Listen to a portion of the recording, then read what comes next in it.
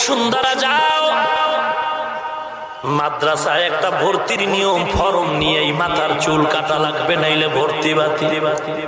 খবর নেও, ছাত্রের অভাব নেই। আল্লাহ তাআলা বলেন যালিকা বিমা আসাউ ওয়া কানু ইয়াতাদুন। সূরা বাকারা 61 নম্বর আয়াতের শেষ অংশের এই অংশ। এই আয়াতের ব্যাখ্যায় আল্লামা আব্দুল আজিজ রাহমাতুল্লাহি আলাইহি তাফসিরে আজিজির মধ্যে বলেছেন, দুনিয়ার কোন মুমিন যদি মুস্তাহাব আমলটারে সাধারণ মনে করে ছেড়ে দেয়, আল্লাহ কোনদিন বেজার হয়ে সুন্নাত থেকে তাকে মাহরুম করে ফেলবে। কোন মানুষ যদি সুন্নাতের আমলকে তুচ্ছ মনে করে ছেড়ে দেয়, আল্লাহ বেজার হয়ে তাকে ফরজের আমল থেকে মাহরুম করে ফেলবেন।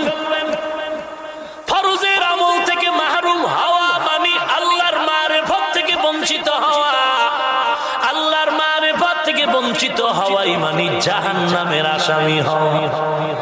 এই যুবক, টুপি পরো না কেন? সুন্নাত। তোর আব্বার সুন্নাত। দাড়িটা লম্বা করো না কেন? সুন্নাত।